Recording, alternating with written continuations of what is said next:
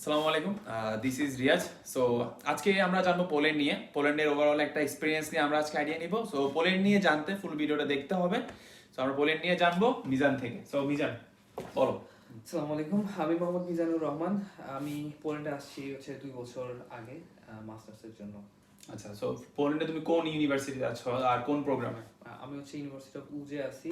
এটা হচ্ছে masters business of ম্যানেজমেন্টে। Business of management. G. So business of ম্যানেজমেন্টে তুমি মাস্টার্স আছো। ওই ইউনিভার্সিটি টিউশন ফি কত ছিল তুমি যখন এসেছিলে তখন? আচ্ছা, হ্যাঁ, এটা খুব ভালো কথা, কারণ এখন টিউশন ফি বাড়াই ফেলছে। হ্যাঁ। তো আমি যখন আসছিলাম তখন টিউশন ফি ছিল 2500 ইউরো। তো ওটা পেমেন্ট করার পরে আমি অফার লেটার পাই। তারপর সব প্রসেসগুলো খুবই স্মুথলি হয়ে গেছিল তখন।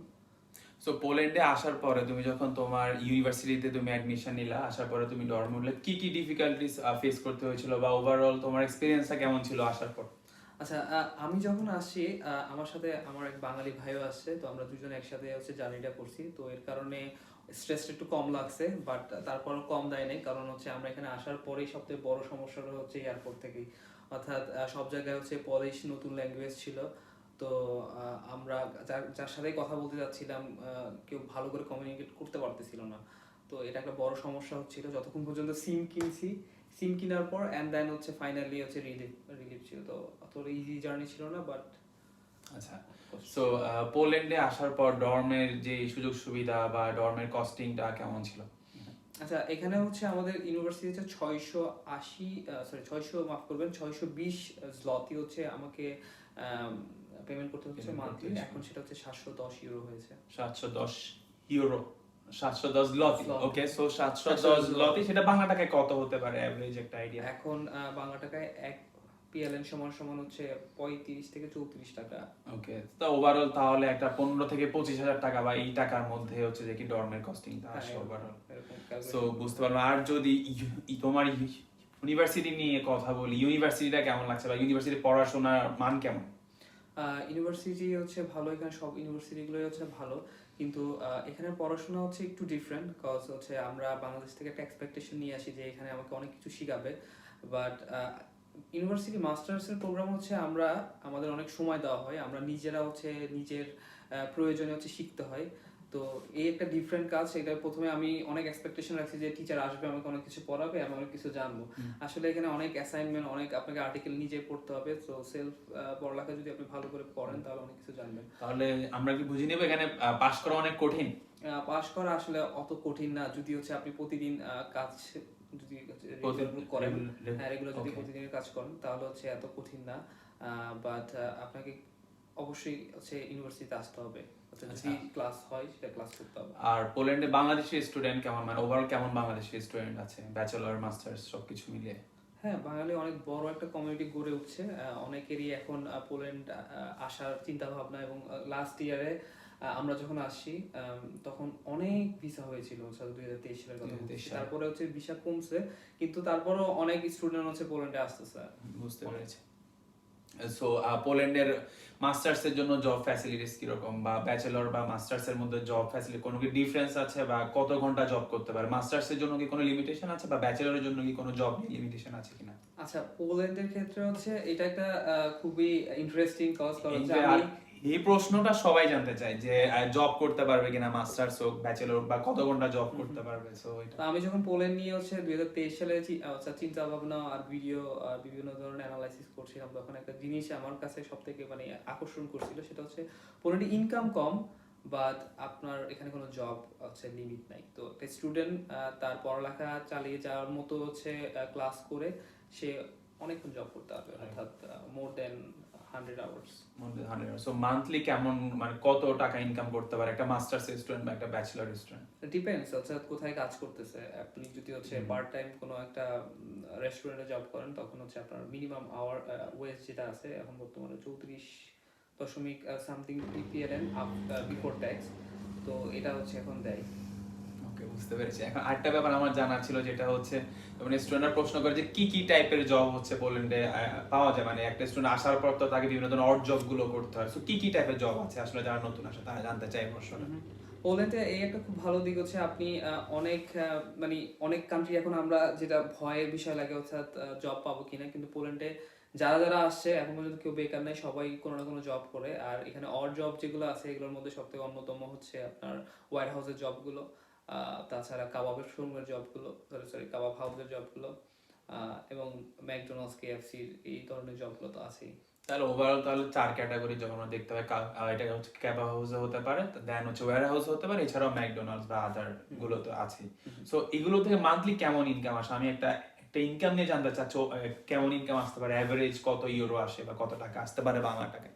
আচ্ছা, এখন হচ্ছে স্টুডেন্ট যদি হচ্ছে অনেক বেশি জব করে, যেমন হচ্ছে আমার যখন সামার ভ্যাকেশন ছিল তখন আমি অনেক বেশি জব করছি, তো খুব ভালো একটা অ্যামাউন্ট, অর্থাৎ মোর দেন 1000 ইউরো। আচ্ছা, ওকে, মানে একটা স্টুডেন্ট মান্থলি কাজ, ফুল টাইম কাজ করে 1000 ইউরো সে ইনকাম করতে পারে।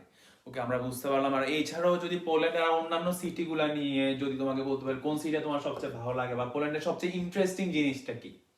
আচ্ছা, পোল্যান্ডে অনেক ভৌগোলিকভাবে অনেক একটা সমৃদ্ধশালী একটা কান্ট্রি, কারণ এখানে সবকিছু আছে, পাহাড়, তারপর সমুদ্র।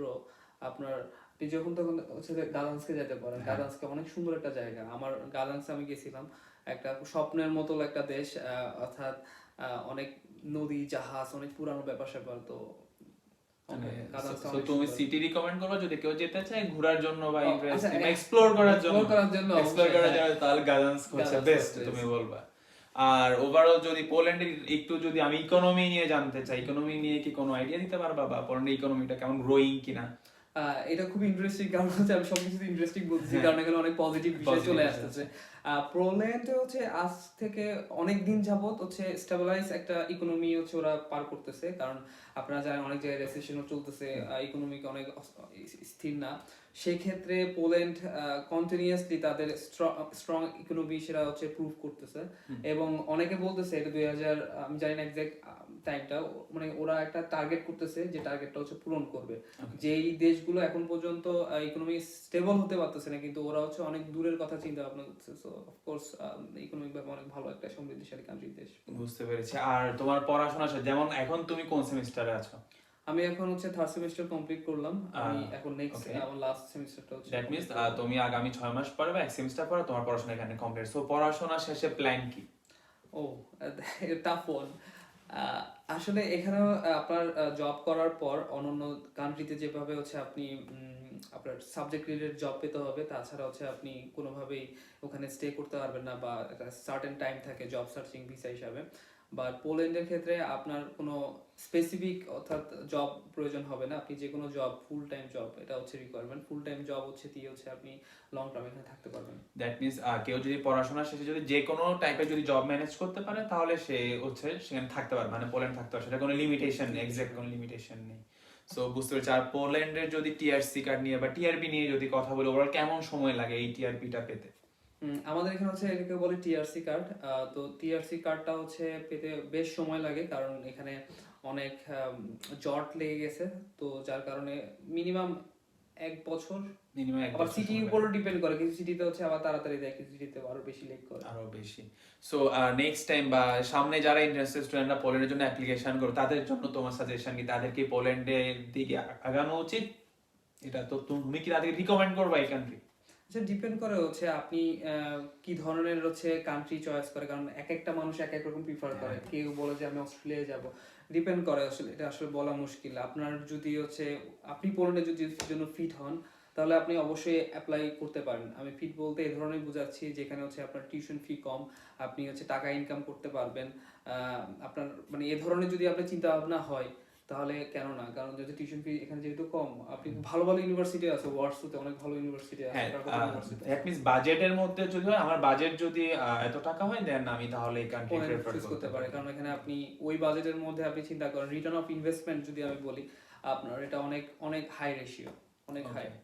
আর তোমার পার্সোনাল কোনো রিকমেন্ডেশন বা কোনো সাজেশন পোল্যান্ড নিয়ে বা যারা নেক্সট যারা স্টুডেন্ট গুলো আছে তাদের জন্য তোমার পক্ষ থেকে কোনো সাজেশন? আপনি হচ্ছে আসার আগে অবশ্যই ডকুমেন্টগুলো চেক করাবেন। এখন নতুন যেহেতু রুলস হয়েছে, তো রুলস অনুযায়ী হচ্ছে অনেক আপনাকে অনেক কাজ করতে হবে অনেক আগে থেকে। তো এই জিনিসগুলো হচ্ছে মাথায় রাখতে হবে, আর সবসময় হচ্ছে ফর্মাল সবকিছু দেওয়ার ট্রাই করবেন। তো আপনার জার্নি সফল হোক, আমি চাই আপনারা হচ্ছে পোল্যান্ডে আসেন। সবাইকে ধন্যবাদ।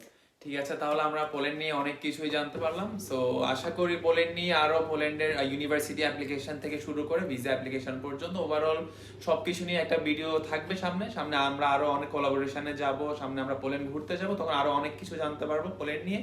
সো আজকের ভিডিও হচ্ছে এতটুকু, আশা করি ভিডিওটা সবার কাজে আসবে। সো দেখা হচ্ছে নেক্সট কোনো ভিডিওতে, নেক্সট কোনো কান্ট্রি নিয়ে। সো আজকে পর্যন্ত এতটুকু, সবাইকে ধন্যবাদ ভিডিওটি দেখার জন্য। আসসালামু আলাইকুম। আসসালামু আলাইকুম।